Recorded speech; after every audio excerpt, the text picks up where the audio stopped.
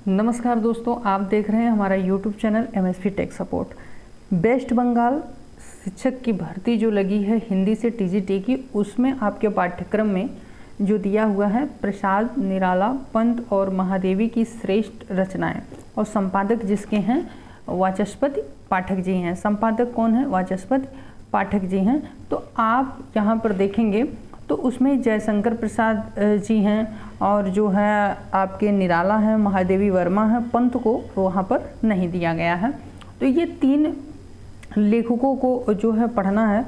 और प्रसाद, ये इस वीडियो में हम प्रसाद को देखेंगे कि प्रसाद की जो रचनाएं हैं हिमाद्री तुंग श्रृंग से, और जागरी, मेरे नाविक, तुमुल कोलाहल, छायावाद में स्थान, प्रेम और सौंदर्य भावना, गीत तत्व, ये सारा कुछ हम इस वीडियो में कवर करने वाले हैं। तो चलिए हम चलते हैं यहाँ पर। जो भी चीज़ें आपको, जिन ये कविताओं से जो भी चीज़ें हैं, इसका जो है मैं आपको टेलीग्राम पे ये PDF शेयर कर दूंगा। आप वीडियो के नीचे डिस्क्रिप्शन से जा कर के आप टेलीग्राम ज्वाइन कर लीजिएगा। वीडियो के डिस्क्रिप्शन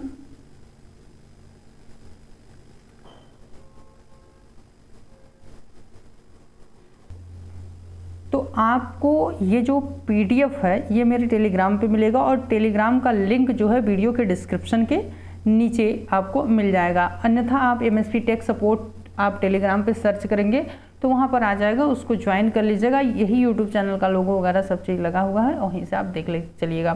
चलिए, Jaishankar Prasad West Bengal TGT PGT exam जो लगा हुआ है, एक्चुअली ये TGT के पाठ्यक्रम में दिया हुआ है। और आप देखेंगे तो पहला क्वेश्चन यहाँ पर है, हिमाद्री तुंग श्रृंग से कविता किसकी रचना है? तो आप जानते हैं ये जो कविता है आपके पाठ्यक्रम में लगी हुई है, और ये जयशंकर प्रसाद की क्या है? रचना है। तो आंसर आपका जो सही हो जाएगा वो प्रसाद सही हो जाएगा। चलिए नेक्स्ट क्वेश्चन पर हम चलते हैं। नेक्स्ट क्वेश्चन की बात आती है तो कहते हैं, जागरी कविता में कवि ने किसका आह्वान किया है? तो आप जानते हैं इसमें कवि ने जो है समाज चेतना का क्या किया है? आह्वान किया है। B विकल्प आपका सही हो जाएगा। चलिए नेक्स्ट क्वेश्चन की हम बात करते हैं। कहते हैं कि मेरे नाविक कविता के रचयिता हैं। मेरे नाविक कविता के रचयिता कौन है? तो आप जानते हैं इस कविता के जो रचयिता हैं वो प्रसाद जी हैं। चलिए नेक्स्ट क्वेश्चन की बात आती है तो कहते हैं, अरे वरुणा की शांत कछार में कविता किस भाव से जुड़ी है? तो आप जानते हैं ये जो है कविता जो है करुणा और सौंदर्य से क्या है? जुड़ी हुई है। चलिए नेक्स्ट क्वेश्चन की बात करते हैं।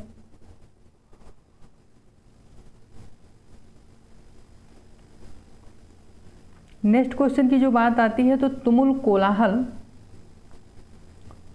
कोलाहल कलह में पंक्ति किस कवि से संबंधित है? तो आप जानते हैं ये जो पंक्ति है ये प्रसाद से क्या है? संबंधित है। चलिए नेक्स्ट क्वेश्चन की बात करते हैं। नेक्स्ट क्वेश्चन की जो बात आती है तो कहते हैं कि छायावाद के 4 स्तंभों में से एक नहीं है। 4 स्तंभों में से एक नहीं है तो वो दिनकर जी हैं जो छायावाद में नहीं आते हैं। चलिए नेक्स्ट क्वेश्चन की बात करते हैं। नेक्स्ट क्वेश्चन की बात आती है, कहते हैं कि जयशंकर प्रसाद का जन्म हुआ था। जयशंकर प्रसाद का जन्म हुआ था तो आप जानते हैं जयशंकर प्रसाद का जन्म जो है वाराणसी में हुआ था। चलिए नेक्स्ट क्वेश्चन की बात करते हैं। कहते हैं कि प्रसाद का प्रसिद्ध उपन्यास है। प्रसाद का जो प्रसिद्ध उपन्यास है तो आप जानते हैं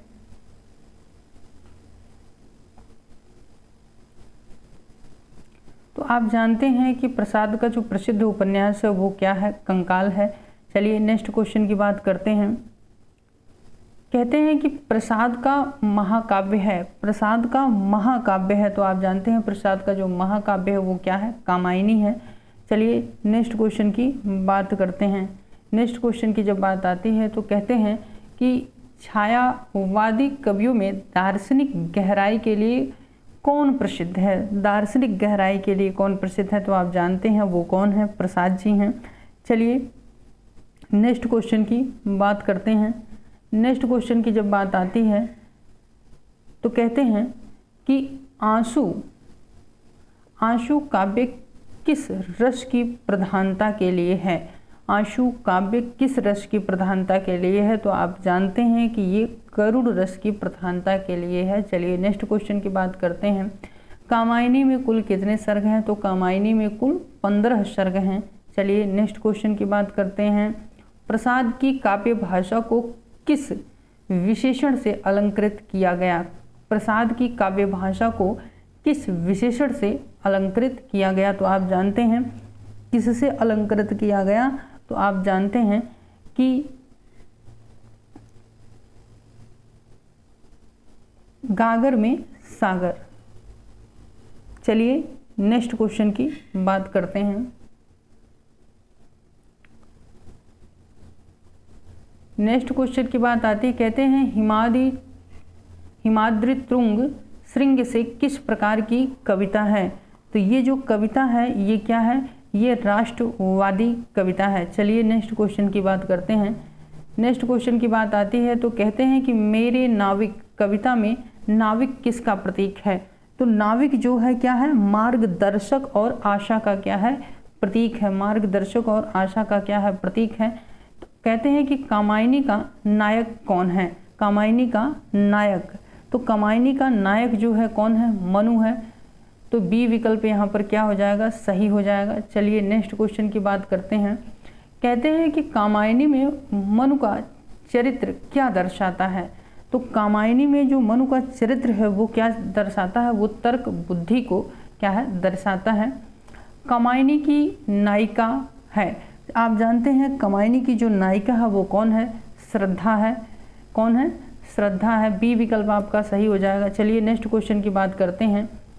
कहते हैं कि श्रद्धा प्रतीक है। श्रद्धा प्रतीक है। तो श्रद्धा आप जानते हैं कि श्रद्धा जो है वो भावना और आस्था का क्या है? प्रतीक है। भावना और आस्था का क्या है? प्रतीक है। फिर कहते हैं कि ईड़ा का प्रतीक है। ईड़ा का प्रतीक क्या है? तर्क बुद्धि। चलिए नेक्स्ट क्वेश्चन की बात करते हैं। कहते हैं कि कामायनी किस छंद में लिखी गई है? तो आप जानते हैं कामायनी जो है त्रिष्टुप छंद में क्या है? लिखी गई है। चलिए नेक्स्ट क्वेश्चन की बात करते हैं। कहते हैं प्रेम पथिक किसकी कृति है? प्रेम पथिक जो है वो किसकी कृति है? तो आप जानते हैं प्रेम पथिक जो है वो प्रसाद की क्या है? कृति है। चलिए नेक्स्ट क्वेश्चन की बात करते हैं। 23 नंबर की बात आती है तो कहते हैं प्रसाद की ख्याति का मुख्यतः किस रूप में है? प्रसाद की जो ख्याति है वो मुख्यतः किस रूप में है? तो आप जानते हैं प्रसाद की जो ख्याति है वो कवि के रूप में है। चलिए किसके रूप में है? कवि के रूप में है। चलिए नेक्स्ट सी विकल्प आपका सही हो जाएगा।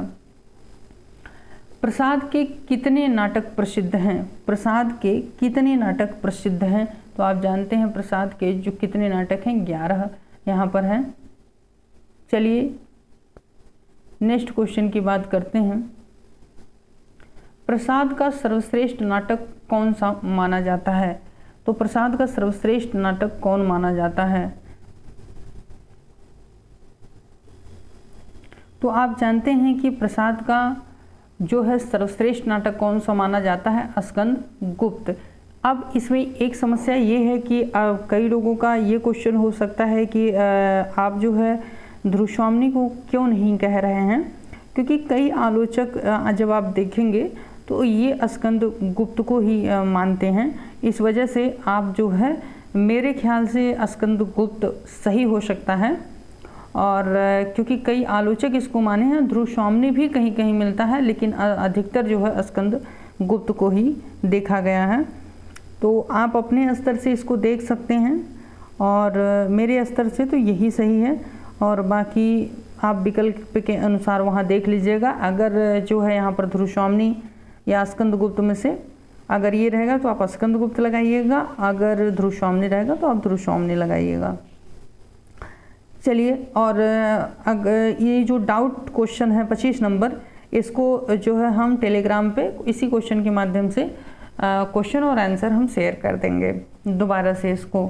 ठीक, तो यहाँ के लिए जो विकल्प सही होगा वो बी विकल्प ही सही होगा, स्कंद गुप्त ही सही होगा। चलिए नेक्स्ट क्वेश्चन पे हम चलते हैं। नेक्स्ट क्वेश्चन की बात करेंगे, कहेंगे ध्रुव स्वामिनी नाटक का विषय है। तो ध्रुव स्वामिनी नाटक का जो विषय है वो क्या है, वो है प्रेम है। चलिए नेक्स्ट क्वेश्चन की बात करते हैं।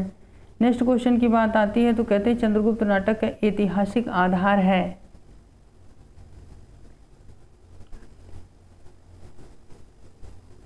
तो आप जानते हैं आपका विकल्प जो सही हो जाएगा वो मौर्य काल हो जाएगा। चलिए नेक्स्ट क्वेश्चन पे हम चलते हैं। कहते हैं कि कामायनी की कथा किस पुराण से ली गई है। कामायनी की जो कथा है वो किस पुराण से ली गई है, तो आप जानते हैं मत्स्य पुराण से ली गई है। चलिए नेक्स्ट क्वेश्चन की बात करते हैं। कहते हैं कि प्रसाद किस भाषा शैली के लिए प्रसिद्ध है, तो प्रसाद जो है संस्कृत निष्ठ भाषा शैली के लिए प्रसिद्ध हैं।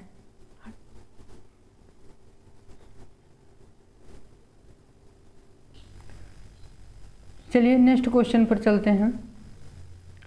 कहते हैं कि कंकाल उपन्यास का मुख्य विषय है। कंकाल उपन्यास का जो मुख्य विषय है वो क्या है, तो वो है समाज सुधार। चलिए नेक्स्ट क्वेश्चन की बात करते हैं। तो देखते हैं कि प्रसाद के नाटकों को किस युग का आधार कहा जाता है। तो आप जानते हैं ऐतिहासिक युग का क्या कहा जाता है, आधार कहा जाता है। चलिए नेक्स्ट क्वेश्चन की बात करते हैं। कहते हैं कि आंसू कृति किसका प्रतीक है। आंसू कृति किसका प्रतीक है, तो आप जानते हैं आंसू जो है करुणा और पीड़ा का क्या है, प्रतीक है। चलिए नेक्स्ट क्वेश्चन की बात करते हैं। कहते हैं कि झरना काव्य संग्रह किस कवि का है। झरना काव्य संग्रह किसका है, तो आप जानते हैं प्रसाद का है। चलिए नेक्स्ट क्वेश्चन की बात करते हैं। कहते हैं कि लहर काव्य संग्रह किसका है, तो लहर जो काव्य संग्रह है वो प्रसाद का है। चलिए नेक्स्ट क्वेश्चन की बात करते हैं। कहते हैं कि चित्रधार काव्य संग्रह किसका है। चित्रधार जो काव्य संग्रह है वो किसका है, तो वो जानते हैं कि वो भी किसका है, प्रसाद का ही है। चित्रधार किसका है, प्रसाद का है। चलिए नेक्स्ट क्वेश्चन की बात करते हैं। कहते हैं कि प्रसाद की काव्य शैली में प्रमुखता है। प्रसाद की जो काव्य शैली है उसमें प्रमुखता है, तो आप जानते हैं करुणा और दर्शन की क्या होती है, बात होती है। चलिए नेक्स्ट क्वेश्चन की बात करते हैं। 37 नंबर की बात करते हैं। तो कहते हैं कि कामायनी का साहित्यिक रूप है। कामायनी का जो है साहित्यिक रूप क्या है, कामायनी का साहित्यिक रूप क्या है, तो आप जानते हैं कामायनी का जो साहित्यिक रूप है वो महाकाव्य है। चलिए नेक्स्ट क्वेश्चन की हम क्या करते हैं, बात करते हैं। नेक्स्ट क्वेश्चन की बात करते हैं। कहते हैं कि प्रलय और निर्माण किस कृति का प्रसंग है, किस कृति का प्रतीक है, तो आप जानते हैं कामायनी का। चलिए नेक्स्ट क्वेश्चन की बात करते हैं। कहते हैं कि छायावाद की शुरुआत कब मानी जाती है। छायावाद की शुरुआत कब मानी जाती है, तो आप जानते हैं कि जो छायावाद की शुरुआत जो है 1918 ईस्वी से क्या है, मानी जाती है। छायावाद की शुरुआत जो है 1918 ईस्वी, आप सी जो है विकल्प चुन सकते हैं। छायावाद की शुरुआत कब मानी जाती है, तो 1918। चलिए नेक्स्ट क्वेश्चन की। कहते हैं कामायनी किस वर्ष प्रकाशित हुई। कामायनी जो है किस वर्ष प्रकाशित हुई, तो आप जानते हैं कि कामायनी जो है वो 1935 ईस्वी में क्या है, प्रकाशित हुई। चलिए नेक्स्ट क्वेश्चन की बात करते हैं। कामायनी किस पुरस्कार से सम्मानित हुई थी। कामायनी किस पुरस्कार से सम्मानित हुई थी, तो आप जानते हैं कामायनी की जब बात आती है तो ये मंगला प्रसाद पुरस्कार से सम्मानित हुई थी। चलिए नेक्स्ट क्वेश्चन की बात करते हैं। कहते हैं कि कला और साहित्य निबंध किसका है। कला और साहित्य निबंध किसका है, तो वो किसका है, प्रसाद का। चलिए नेक्स्ट क्वेश्चन की बात करते हैं। प्रसाद को छायावाद का कौन सा रूप कहा जाता है। प्रसाद को छायावाद का कौन सा रूप कहा जाता है, तो आप जानते हैं दार्शनिक कवि। चलिए नेक्स्ट क्वेश्चन की बात करते हैं। कहते हैं कामायनी का मुख्य रस क्या है, तो आप जानते हैं कामायनी का जो मुख्य रस है वो क्या है, शांत है। चलिए नेक्स्ट क्वेश्चन की बात करते हैं। कहते हैं कि स्कंदगुप्त नाटक में किसका चित्रण है। स्कंदगुप्त नाटक में किसका चित्रण है, भारतीय संस्कृत और राष्ट्र गौरव का। भारतीय संस्कृत और राष्ट्र गौरव का। चलिए नेक्स्ट क्वेश्चन की बात करते हैं। नेक्स्ट क्वेश्चन की बात करते हैं। कहते हैं कि आंसू किस प्रकार की कृति है, तो आंसू जो है वो क्या है, गीत काव्य है। चलिए नेक्स्ट क्वेश्चन की बात करते हैं।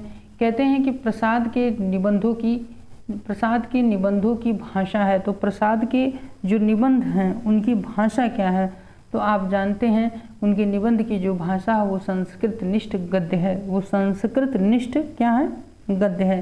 प्रसाद के निबंधों की जो भाषा है वो संस्कृत निष्ठ क्या है, गद्य है। चलिए नेक्स्ट क्वेश्चन की बात करते हैं।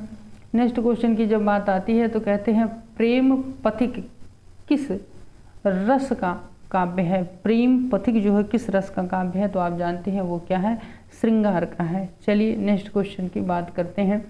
कहते हैं कि प्रसाद का देहांत कब हुआ, तो आप जानते हैं प्रसाद का जो देहांत हुआ वो 1937 ईस्वी में हुआ। चलिए नेक्स्ट क्वेश्चन की बात करते हैं। नेक्स्ट क्वेश्चन की जब बात आती है कहते हैं प्रसाद की रचनाओं में किसका अद्भुत संगम मिलता है, तो आप जानते हैं कि दर्शन और करुणा का जो है अद्भुत संगम मिलता है। तो यहाँ तक आपने वीडियो को देखा, आप मेरा टेलीग्राम ज़रूर ज्वाइन कर लीजिए और आपके लिए जो मॉक टेस्ट मैंने जो वहाँ पर दिया है ये कुछ अलग है। क्यों अलग है, क्योंकि आप जो ये यूट्यूब पे सारे वीडियो देख रहे हैं सिलेबस के अकॉर्डिंग, ये क्वेश्चन और वो क्वेश्चन सबसे मिक्स क्वेश्चन है और इसमें जितने भी क्वेश्चन हैं इनसे एक भी क्वेश्चन वहाँ पर नहीं मिलता, वो सबसे अलग क्वेश्चन है। ठीक, तो आपको उस मॉक टेस्ट को ज्वाइन करना चाहिए। ऐप का लिंक जो है वीडियो के डिस्क्रिप्शन में मिल जाएगा। और आपको कैसे वहाँ से करना है, आप पेड कोर्स में जाएंगे तो वहाँ पर आपको एक वीडियो भी लेना है। वीडियो के साथ जो है टेस्ट फ्री है। वीडियो जब आप परचेज करते हैं तो वीडियो वाला जो कोर्स है 100 रुपये का, तो उसको जो आप परचेज करते हैं तो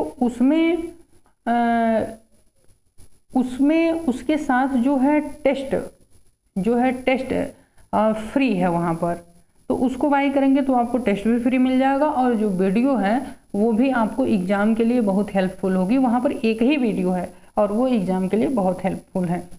तो उम्मीद करते हैं वीडियो पसंद आई होगी, तो वीडियो को लाइक ज़रूर करिएगा, चैनल को सब्सक्राइब कर लीजिएगा, टेलीग्राम अवश्य ज्वाइन कर लीजिएगा। धन्यवाद।